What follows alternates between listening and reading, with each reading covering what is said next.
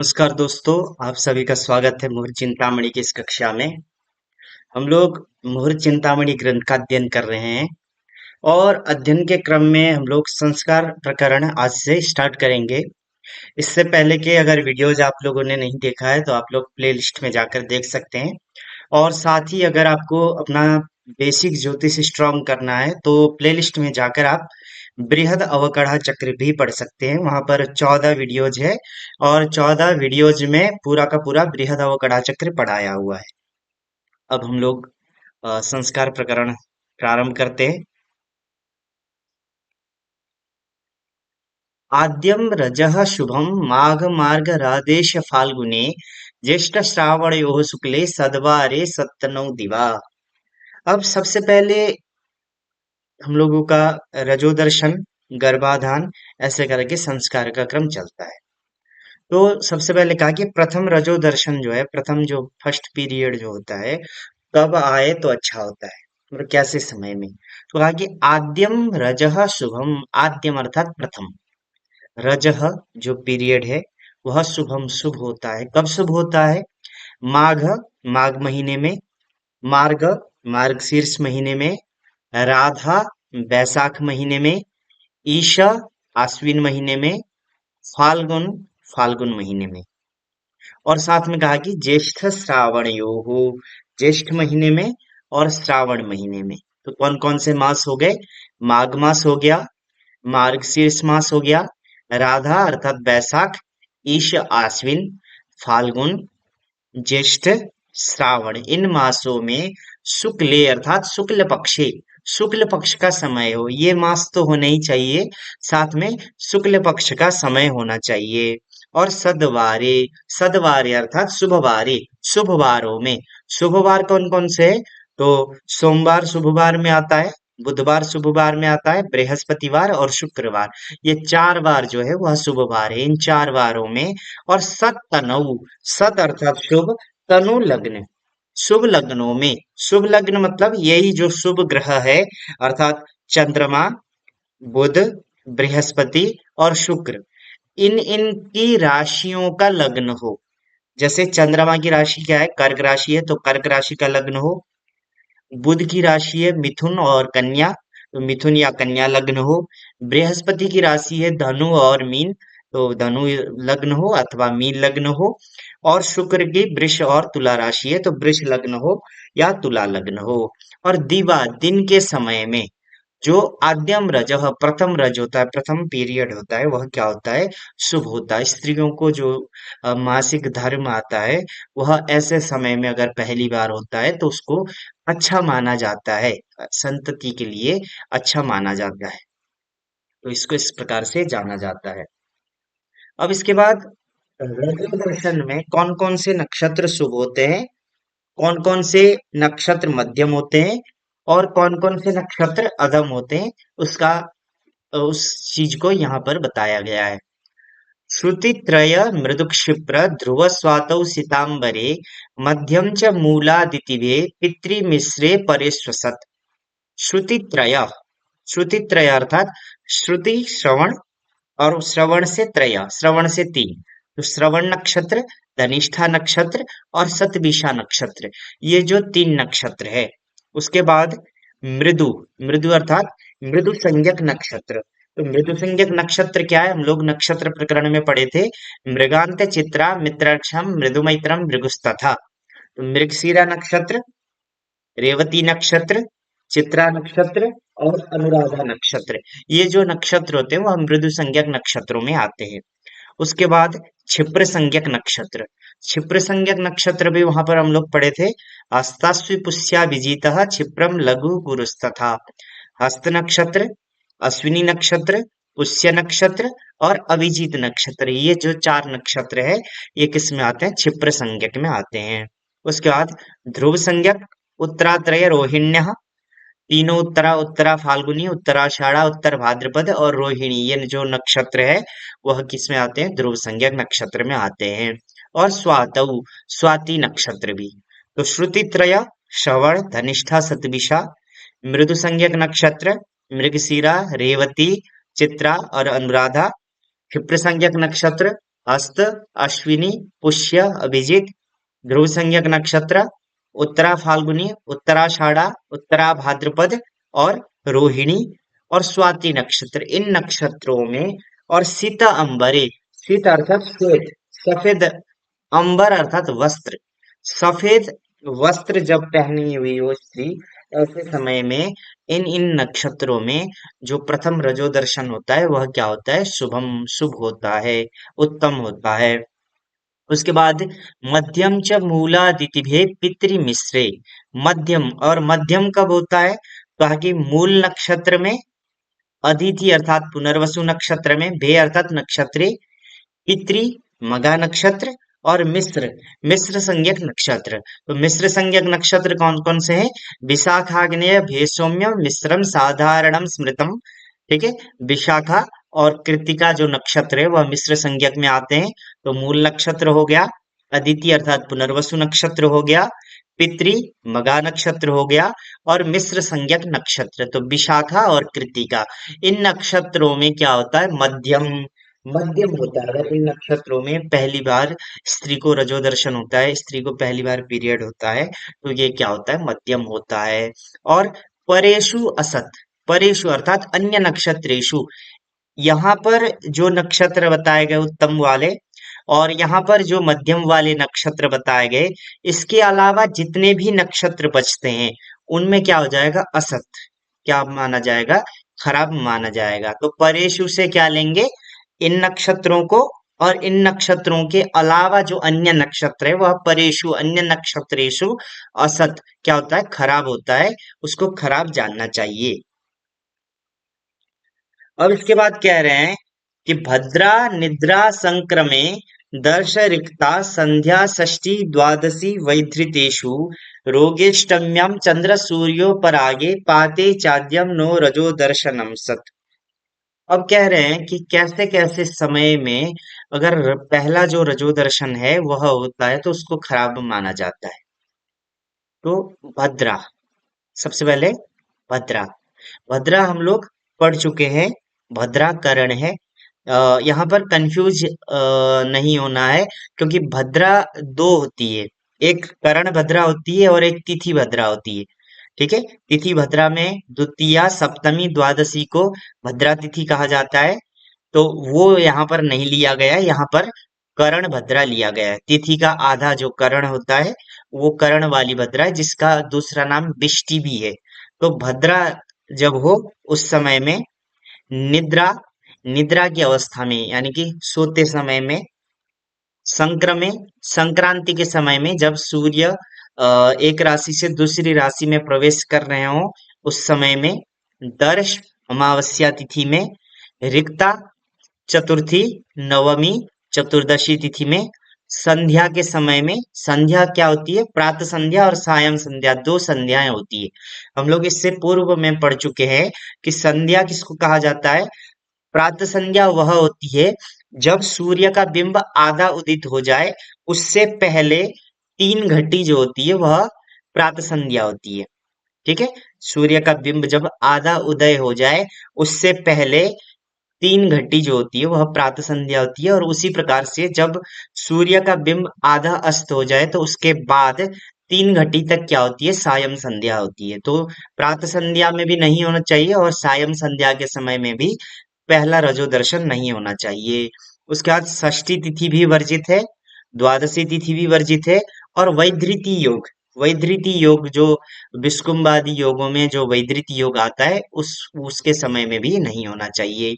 रोगे, रोग की अवस्था में नहीं होना चाहिए, यानी कि स्त्री रोगी हो ऐसे समय में भी पहला रजो दर्शन नहीं होना चाहिए। ये तो सामान्य एक कॉमन सी बात भी है, क्योंकि वैसे ही उस समय में बहुत कष्ट होता है, तो ऐसे समय में अगर इंसान रोगी भी हो और उसी समय में हो जाए तो डबल कष्ट होगा। तो ये तो एक बेसिक चीज भी है। और अष्टम्याम, अष्टमी तिथि में उसी प्रकार से चंद्र सूर्य ऊपर आगे, चंद्रमा और सूर्य के ऊपर आगे अर्थात ग्रहण के समय में, जब चंद्र ग्रहण लगा हुआ हो अथवा सूर्य ग्रहण लगा हुआ हो, ऐसे समय में भी पहला जो रजो दर्शन होता है वह खराब माना गया है। और पाते, पात अर्थात व्यतिपात, व्यतिपात योग जिस दिन हो उस समय में भी जो प्रथम रजो दर्शन होता है उसको खराब माना जाता है। आद्यम रजो दर्शनम नो सत, आद्यम अर्थात प्रथमम, जो प्रथम रजो दर्शन है, प्रथम पीरियड है, वह नो सत अर्थात खराब होता है, शुभ नहीं होता है। ऐसे समय का जो रजो दर्शन होता है वह कहीं ना कहीं संतान सुख में बाधा डालने वाला होता है, इसलिए इसको खराब माना गया है। तो ऐसे अवस्था में अगर कुछ अ, रजो दर्शन हो तो उसकी शांति इत्यादि करवानी चाहिए। जिसके अनुसार जिस समय में हुआ है उसका कोई ना कोई शांति होता है, तो उसको करवाने से उस संबंधित जो प्रॉब्लम्स होती है वो कट जाते हैं। तो इसको इस प्रकार से जानना चाहिए। ये थोड़ा इम्पोर्टेंट है तो उसको मैं एक बार और बता देता हूँ।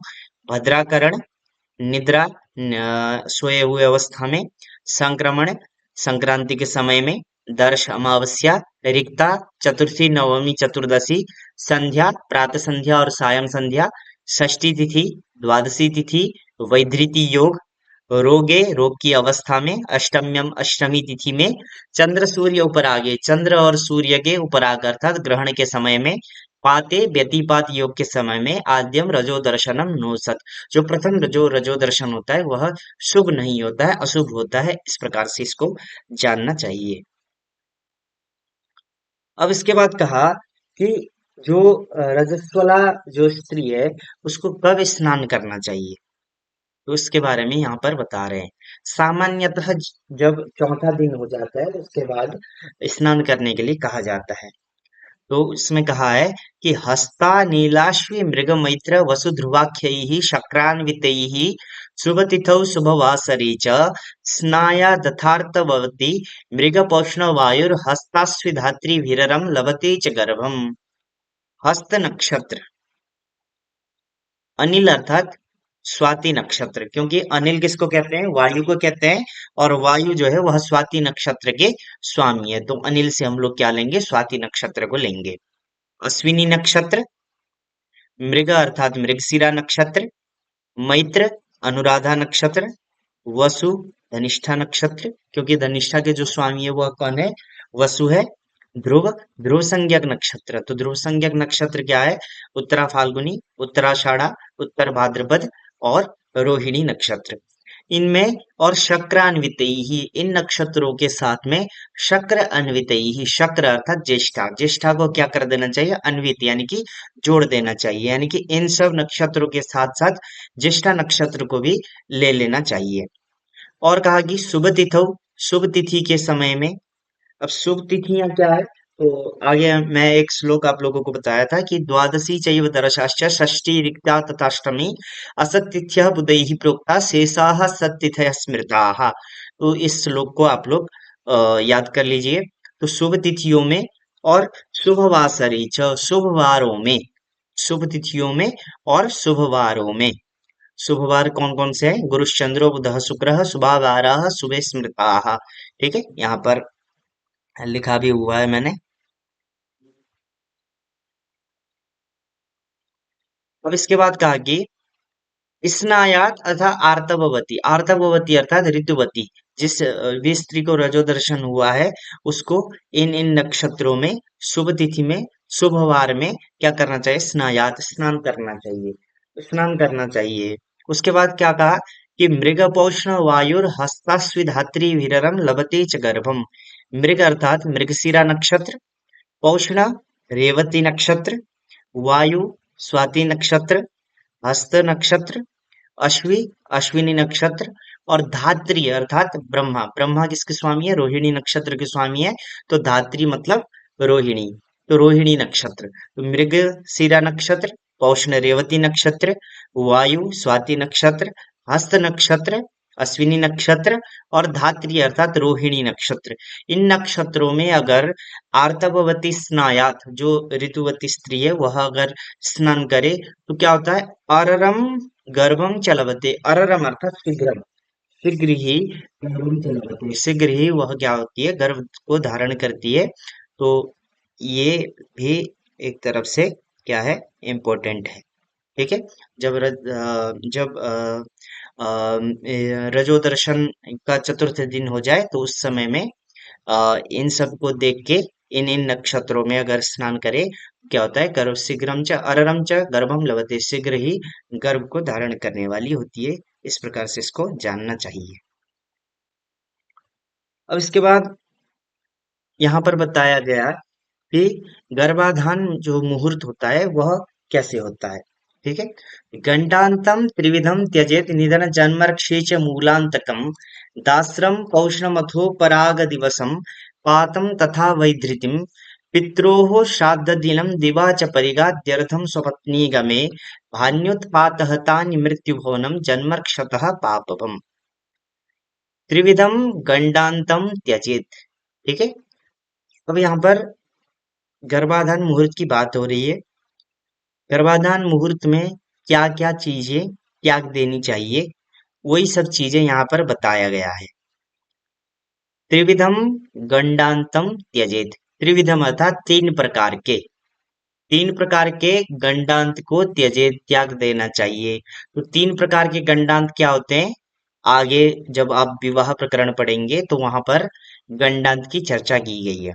यहाँ पर मैंने बताया हुआ है। एक गंडांत होता है तिथि गंडांत, एक गंडांत होता है नक्षत्र गंडांत, और एक गंडांत होता है लग्न गंडांत। ठीक है। तो इसको हम जानते हैं कि क्या है। सबसे पहले हम लोग चलते हैं तिथि गंडांत में। तिथि गंडांत जो है वह नंदा तिथि और पूर्णा तिथि। ठीक है। नंदा तिथि मतलब प्रतिपदा, षष्ठी, एकादशी। ठीक है। प्रतिपदा, षष्ठी, एकादशी। ठीक है। उसके बाद पंचमी,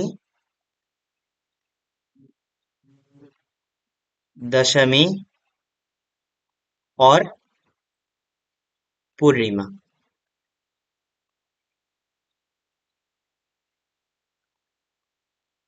ठीक है। प्रतिपदा, षष्ठी, एकादशी, पंचमी, दशमी और पूर्णिमा, ये हमारे तिथि गंडांत में आते हैं। उसके बाद जो हमारा नक्षत्र गंडांत है वह क्या है, तो रेवती नक्षत्र, उसके बाद अश्विनी नक्षत्र। ठीक है। रेवती नक्षत्र, अश्विनी नक्षत्र, आश्लेषा नक्षत्र,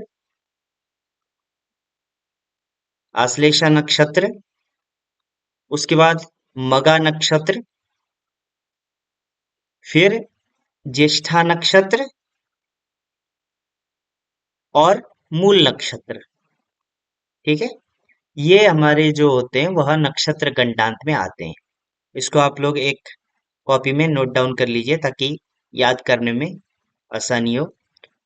सबसे पहले तिथि गणना क्या है, प्रतिपदा तिथि, षष्ठी तिथि, एकादशी तिथि, पंचमी तिथि, दशमी तिथि और पूर्णिमा। उसके बाद नक्षत्र गणना क्या है, रेवती, अश्विनी, आश्लेषा, मघा, ज्येष्ठा और मूल। ठीक है। उसके बाद लग्न गंडांत। लग्न गंडांत क्या है, तो मीन राशि। ठीक है। मीन राशि, मेष राशि, मीन राशि, मेष राशि। उसके बाद कर्क राशि। ठीक है। कर्क राशि,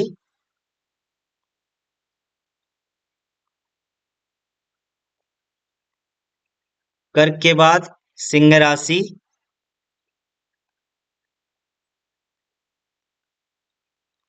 सिंह राशि।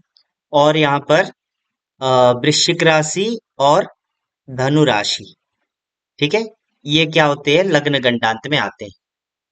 इसको आप लोग नोट डाउन करिएगा, एक ही बारे में शायद याद होने में या समझने में दिक्कत हो, लेकिन लिख लेंगे तो समझ में आ जाएगा। तो प्रतिपदा, षष्ठी और एकादशी, पंचमी, दशमी और पूर्णिमा ये किस में आ जाते हैं, तिथि गंडांत में आ जाते हैं। और जो नक्षत्र गंडांत है उसमें रेवती, अश्विनी, आश्लेषा, ज्येष्ठा, मूल और मघा, ये आ जाते हैं आपके नक्षत्र गंडांत में। और मीन, मेष, कर्क, सिंह और वृश्चिक और धनु ये आ जाते हैं लग्न गंडांत में। तो इनको त्याग देना चाहिए। त्रिविधम गंडांतम त्यजेत। ठीक है, त्रिविधम गंडांतम त्यजेत।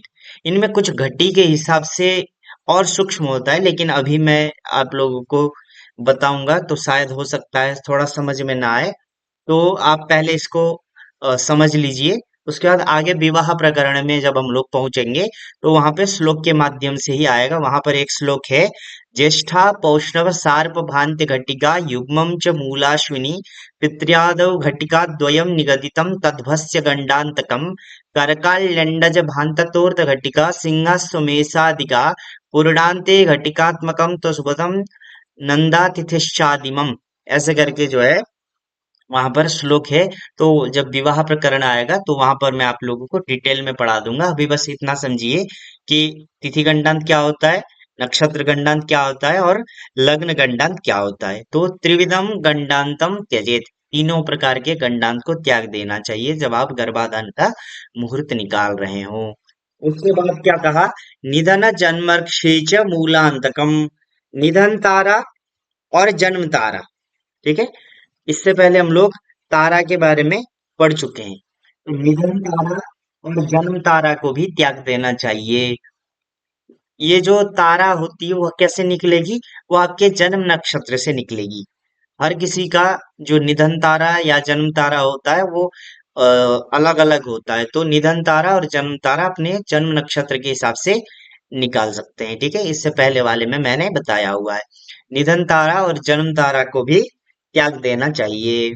उसके बाद मूलांतकम, मूल नक्षत्र को त्याग देना चाहिए। अंतक अर्थात भरणी, भरणी नक्षत्र को त्याग देना चाहिए। अंतक मतलब यमराज होते हैं और यमराज जो है वह भरणी नक्षत्र के स्वामी है, इसलिए अंतक मतलब भरणी। तो मूल नक्षत्र को त्याग देना चाहिए, अंतक अर्थात भरणी नक्षत्र को भी त्याग देना चाहिए। उसके बाद दास्र, दास्र अर्थात अश्विनी, अश्विनी नक्षत्र को भी गर्भाधान में त्याग देना चाहिए। पौषणा, रेवती नक्षत्र को भी त्याग देना चाहिए। अथ अनंतर, इसके बाद में और किस किस चीजों को त्याग देना चाहिए, तो कहा कि उपराग दिवसम, जब उपराग सूर्य या चंद्र ग्रहण का समय हो तो ऐसे समय में भी गर्भाधान को निषेध किया गया है, क्योंकि उससे जो बालक या बालिका जो भी होते हैं उनके स्वास्थ्य पर असर पड़ता है। तो ऐसे समय में भी गर्भाधान को त्याग दिया जाता है। उसके बाद पात, पात अर्थात व्यतिपात। ठीक है, व्यतिपात जब योग हो तो उस समय में भी गर्भाधान को त्याग देना चाहिए। वैधृतिम, वैधृति योग स्कुम्बादि योगों में आता है, तो इसको भी त्याग देना चाहिए। पित्रोह श्राद्ध दिनम, पित्रोह अर्थात माता पिता का। ठीक है, माता और पिता का जिस दिन श्राद्ध का दिन हो उस दिन को भी गर्भाधान त्याग देना चाहिए। माता पिता, नाना नानी, सॉरी माता पिता, अपने जो दादा दादी होते हैं और नाना नानी, हाँ, इनका जो श्राद्ध का दिन होता है उसमें भी आपको त्याग देना चाहिए। और दिवा, दिन के समय में भी गर्भाधान नहीं करना चाहिए। गर्भाधान का मुहूर्त कभी भी दिन के समय में नहीं निकालना चाहिए, केवल रात्रि के समय में भी गर्भाधान का मुहूर्त निकालना चाहिए। तो दिन को भी त्याग देना चाहिए। उसके बाद परिगाद अर्धम, परिग, परिग जो योग है उसका अर्ध, आद्यार्धम, परिग योग का जो आधी का जो आधा है। ठीक है, परिग योग का क्या है, पूर्वार्ध जो भाग होता है उसको भी त्याग देना चाहिए, केवल उत्तरार्ध को ग्रहण करना चाहिए। और फिर उसके बाद कहा कि उत्पात हतानि भानी, इसको हम अभी लास्ट में इसको जोड़ेंगे। ठीक है, परिगा, परिगा आद्य अर्धम, परिग योग का जो आदि का आधा है उसको भी त्याग देना चाहिए। और उत्पात हतानि भानी, उत्पात से हत जो भ अर्थात नक्षत्र है। ठीक है, भानी अर्थात नक्षत्राणी। जिस दिन कोई भी किसी भी प्रकार का उत्पात हुआ हो, भौम दिव्य अंतरिक्ष जो भी उत्पात है, भूकंप आना हो गया, उल्कापात, इंद्रधनुष दिखना इत्यादि जो भी चीजें हैं, हम लोग आगे शुभाशुभ प्रकरण में उत्पात के बारे में बात भी कर चुके हैं। तो उत्पात से हत जो नक्षत्र होता है, मतलब जिस दिन जिस नक्षत्र में क्या हो जाए, कोई भी प्रकार का उत्पात आ जाए, ठीक है, तो उस नक्षत्र को भी त्याग देना चाहिए। और फिर कहा कि जन्मर्क्षतः मृत्यु भवनम, जन्म ऋक्षतः, जन्म राशि से, ऋक्ष अर्थात राशि, आपकी जो भी जन्म राशि है उससे मृत्यु भवनम, जो आठवीं राशि होगी उसके लग्न को भी त्याग देना चाहिए। ठीक है। जैसे मान लीजिए आपका अगर मेष राशि होगा तो आठवीं जो राशि होगी वो वृश्चिक राशि होगी, तो वृश्चिक राशि का लग्न को क्या कर देना चाहिए, गर्भाधान में त्याग देना चाहिए। इसी प्रकार से पति का भी पति के जन्म राशि से भी आठवीं राशि का लग्न को त्याग देना चाहिए, और पत्नी की जन्म राशि से भी आठवीं राशि के लग्न को त्याग देना चाहिए। और इसी प्रकार से पापभम, पापभम अर्थात पाप ग्रह की राशि अथवा पाप ग्रह का जो लग्न होगा, मतलब पाप ग्रह लग्न में बैठे भी हुए हों ऐसे समय को भी त्याग देना चाहिए, और साथ में पाप ग्रहों की जो राशि है उसका अगर लग्न होगा तो उसको भी त्याग देना चाहिए। किसमें, तो कहा कि स्वपत्नी गमे, स्वपत्नी गमे अर्थात अपनी पत्नी के साथ गमन करने में, वही मतलब कि गर्भाधान करने में इन सब चीजों को त्याग देना चाहिए। उसके बाद ही गर्भाधान का मुहूर्त निकालना चाहिए। अन्य कुछ चीजें भी है, ये तो त्यागने वाली चीजें बताई गई, आगे जो है कौन कौन सी चीजों को रखना चाहिए वो आगे के श्लोकों में बताया गया है। आज के लिए हम लोग इतना ही करते हैं, फिर अगली कक्षा में मिलेंगे। जय श्री राम।